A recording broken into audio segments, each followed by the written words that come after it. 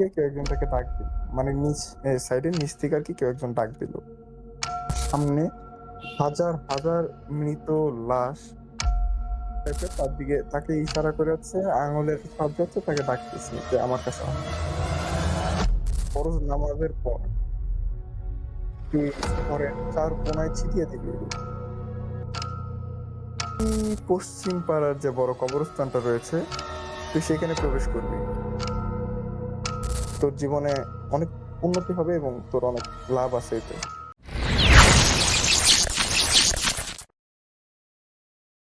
তো আমি কথা না বাড়িয়ে সরাসরি চলে যাচ্ছি আমার আজকে যে ঘটনাটি রয়েছে। সালটি ঠিক 1998। ঘটনাটি মূলত আমার নানুর কাছ থেকে শোনা। আমার মার মুখ থেকে যেভাবে বা আমার নানুর মুখ থেকে যেভাবে শোনা, আমি ঠিক সেভাবে এই গল্পটি বলার চেষ্টা করব। আমার মা বলছেন, বুঝলি, তোর যে মানে আমার যে মামা ছিলেন, সে একটু অন্য টাইপের মানুষ ছিল। অনেক রাত্রেবেলা বাসায় আসতো এবং হচ্ছে একটু বাজে অভ্যাস ছিল যে উনি জুয়া খেলতেন। এরকম টাইপের ছিল যে জুয়া খেলতেন, একটু নেশা পানি করতেন। এখন তারপর হচ্ছে আমার মা যেভাবে বলে, আমার নানু যেভাবে বলেন, এবার আমি সেভাবে বলতেছি। সে বললো একদিন অনেক রাত্রে বেলা উনি কোনো একদিক থেকে রেগুলার যে জিনিসটা করতেন, প্রতিদিনের মতোই হচ্ছে এগুলো জিনিস করে যাচ্ছে উনি আসতেছে। তো আবারও বলি যে আমি এর আগের বারও বলেছি যে আমাদের গ্রামের যে বাড়িটি রয়েছে, যে ওই জায়গাটা হচ্ছে মূলত একবারে ইন্ডিয়ার বর্ডারের সাথে, যার কারণে হচ্ছে ওই এরিয়াটি দেখা যাচ্ছে যে রাত 9টা থেকে 9:30 নাগাদ, মানে অনেক গভীর রাতের মতো একটি রূপ ধারণ করে। তো উনি হচ্ছে প্রত্যেকবারের মতো হচ্ছে, মানে প্রতিদিনের মতো হচ্ছে উনি ওনার যে বাজে অভ্যাস গুলো রয়েছেন এগুলা মানে ওইভাবে আর কি বাজে আড্ডা গুলো দিয়ে আর কি উনি বাসার দিকে ব্যাক আসতেছিলেন। তো এক পর্যায়ে আহ, রাস্তা পার হওয়ার জন্য ওই ওই টাইমে হচ্ছে আমাদের ওখানে একটা ওভারব্রিজ ছিল, এবং ওভারব্রিজটার রাস্তার ওই পাশে, মানে এক পাশ থেকে আরেক পাশে আর কি এরকম ইয়েতে যে উনি যে যে জায়গাটাতে ছিল ওর অপোজিট পাশে বা ওনার পিছনে যাই বলেন না কিসের জন্য, ওখানে একটি সিনেমা হল ছিল। তো উনার একটা বাজে অভ্যাস ছিল যে উনি আবার রাত্রেবেলা ওই দিক থেকে আসার টাইমে মাঝে মাঝে প্রায়শই দেখা যায় যে উনি আগে যে মুভিগুলো হয়তো বাংলা মুভি, বাংলা সিনেমা, তো সেগুলো আর কি দেখতো আর কি। তো ওই দিন উনি যত সময় আমি জানি যে এরকম বেটিং করে হচ্ছে হারছিল, তো উনি বাসার দিকে আসতেছিল মন খারাপ করে। তো রাত তখন 11টা থেকে 11:30 নাগাদ।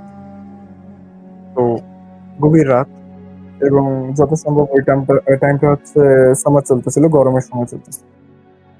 তো নানা ভাই হচ্ছে সরাসরি হচ্ছে হাইতে হাইতে হাইতে হাইতে ব্রিজ আর কি, যে ওভার ব্রিজটা রয়েছেন সেটা উনি পার করতেছিল। হঠাৎ করে তার চোখে পড়লো যে সাইড থেকে কেউ একজন তাকে ডাক দিল, মানে সাইডের নিচ থেকে আর কি কেউ একজন ডাক দিল। তো উনি হচ্ছে ডাকের সাড়া দেওয়ার জন্য উনি দাঁড়াইলো, দাঁড়ানোর পর হচ্ছে তাকাইলো পাশে, ডান পাশে আর কি তাকানোর পর দেখলো যে নিচে এক মানে ফকির যেটাকে বলি আমরা হচ্ছে, গরিব মিসকিন, তো বসে আছে এবং তার দিকে ইশারা করে, একটু পাগল টাইপের, তার দিকে তাকে ইশারা করে হচ্ছে আঙুলের সাহায্যে হচ্ছে তাকে ডাকতেছে যে আমার কাছে আসো, তুমি আমার কাছে আসো, তোমার সাথে কথা আছে। ওকে। তো উনি কিছু না বুঝে হচ্ছে তার কাছে গেল, সরাসরি তার কাছে যাওয়ার পর তাকে প্রশ্ন করলো যে কে তুমি, কিসের জন্য তুমি আমাকে ডাকতেছো, কিসের জন্য, আমাকে কি কোনো দরকার? তো এক পর্যায়ে উনি মৃদু কণ্ঠে বলতে লাগলো যে আহ, তুই কোথায় গেছিলি, একটু কর্কশ কণ্ঠে বললো যে তুই কোথায় গেছিলি। আমার নানা ভাই বলতেছে যে গেছিলাম, আমি আমার কাজে গেছিলাম, দ্যাটস ইট, এছাড়া আর কিছু না। ঠিক আছে। তো বলে আপনা আপনি ওই ওই লোকটাকে আপনা আপনি বলতে শুরু করলো যে তুই যে পথে আসিস সেটা হচ্ছে ভালো না, তুই এখন থেকে হচ্ছে নামাজ পড়া শুরু কর এবং ভালো কাজ কর, মানুষের উপকার করা শিখ। তুই যে জিনিসটা করতেছিস এটাতে কোনো লাইফ নেই, জীবন নেই। তো এগুলা কথা শুনে হচ্ছে নানা ভাইয়া বেশ একটু মেজাজ গরম হয়ে গেছে। কারণ এটাই স্বাভাবিক, কারণ উনি যেরকম ধরনের মানুষ ছিলেন, তো একটু এরকম হবে, এটাই স্বাভাবিক। তো এটা শোনার পর হচ্ছে উনি চলে চলে যাবে আর কি ওখান থেকে, আর কি মানে ওই জায়গা থেকে উনি চলে যাবে, যে ওনার কথা ভালো লাগতেছে না এমনিতে, উনি আজকে মনটা খারাপ, তো উনি ভাবলো যে পাগলের সাথে আমি কি কথা বলবো। তো ওই লোকটা বলল যে শোন, আমি পাগল হতে পারি, তবে আজকে কিছু গুরুত্বপূর্ণ কিছু কথা বলবো, তুই আমাকে সময় দে। তোর জীবনে অনেক উন্নতি হবে এবং তোর অনেক লাভ আছে এতে। তো নানা ভাইকে যখন এই কথাগুলো বললো, নানা ভাইয়া এমনিতে অনেক রাত, এখানে সময় পার হয়ে যেতেছে।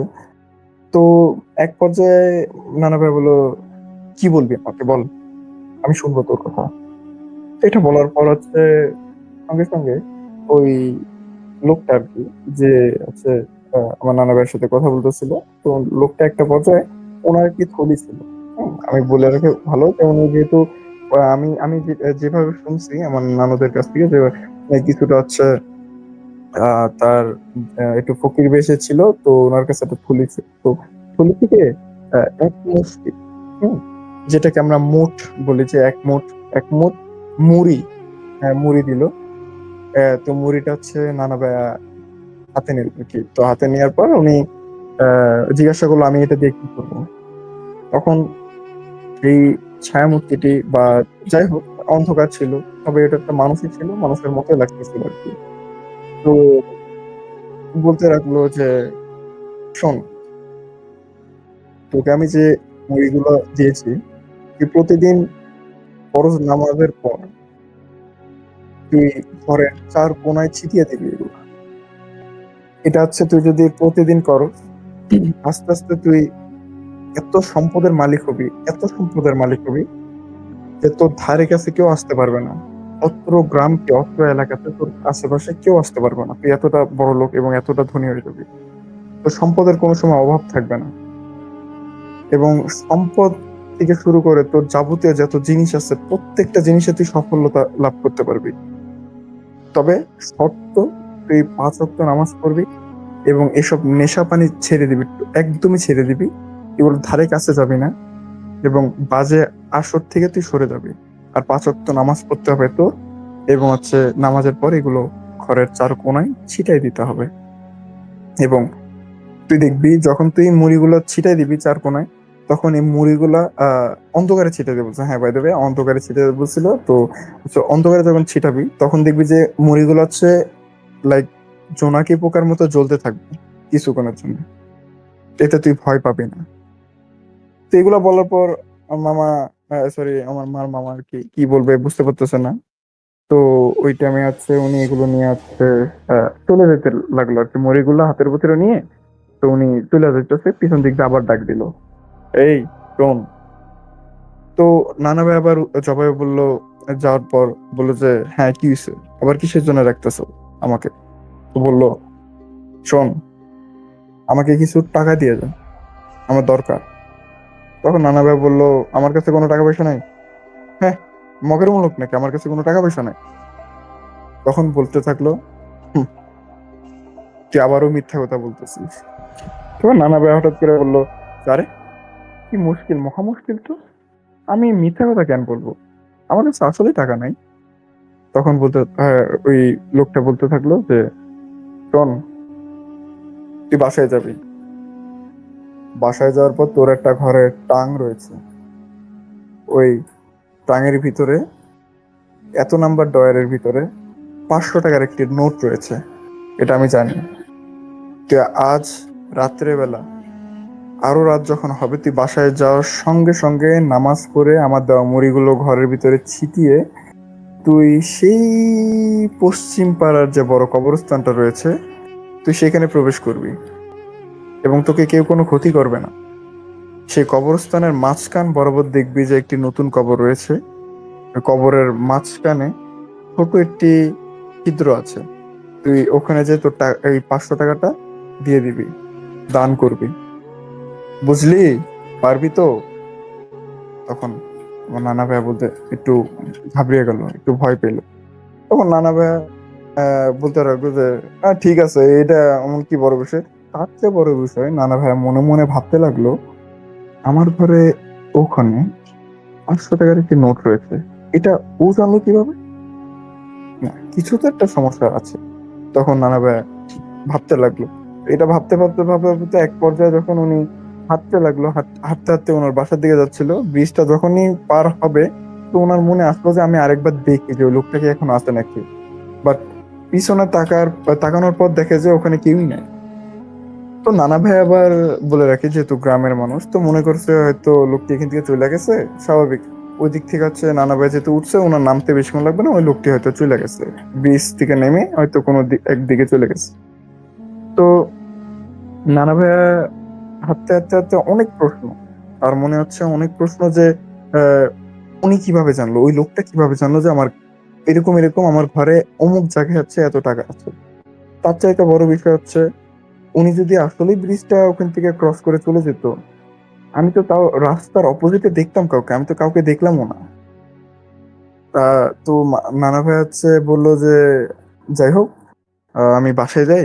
তো বাসায় যে উনি ওই ওই জিনিসটার কথা মতো মিলানোর জন্য উনি নামাজ পড়লো, অজু করে নামাজ পড়লো, নামাজ পড়ে আছে ঘরে সব মুড়িগুলো ছিটিয়ে দিল। দেওয়ার পর আসলে উনি দেখতে পেলো যে রাত্রেবেলা নাকি ঘরের ভিতরে এরকম করে হচ্ছে জোনাকি পোকার মতো হচ্ছে, প্রত্যেকটা মুড়ির দানাগুলো হচ্ছে জ্বলতে লাগলো আর কি। তো একটা পর্যায়ে যখন মানে এই কাহিনীগুলো হইতে হইতে হচ্ছে প্রায় 12টা থেকে 12:30 বা 45 এরকম নাগাদ আনুমানিক করা বলা যেতে পারে। তো ঠিক গভীর রাত্রেবেলা আহ ঘোষ ভাই গভীর রাত্রেবেলা উনি হঠাৎ করে বললো যে সবকিছুই তো কথা মিললো, ওর তো সব কথাই মিললো, তো আমি যদি এখন এই জিনিসটা কিছু না করি তাহলে তো আমার কোনো ক্ষতি হইতে পারে। তো উনি করলো কি, ঠিক রাত্রে বেলা 2টা, হ্যাঁ, 2:30-2টার দিকে উনি নাকি হঠাৎ করে আর কি ঘর থেকে বাইরে যেতেছে ওই টাকাটা নিয়ে। ওখান থেকে টাকাটা নিয়ে উনি হচ্ছে রাত 2টা-3টার দিকে, 2টা-3টা না, মানে 2:30-2টার দিকে হচ্ছে উনি হাঁটতে হাঁটতে আর কি ঘরের থেকে বের হলো।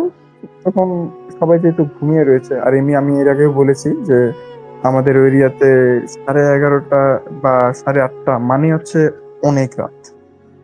আবার এমনি গ্রাম অঞ্চল, সেটা আমার নতুন করে না বললেই না। তুমি হাঁটতে হাঁটতে হাঁটতে হাঁটতে সেই পশ্চিম পাড়ার যে বড় কবরস্থান, আমি বলে রাখি ঘোষ ভাই যে আমাদের গ্রামের সবচাইতে বড় এবং একটাই কবরস্থান আছে, ওটা এখনো আছে। ওটার ভিতরে আমার দাদি এবং আমার যে চাচু আছে তার কবর ওখানে।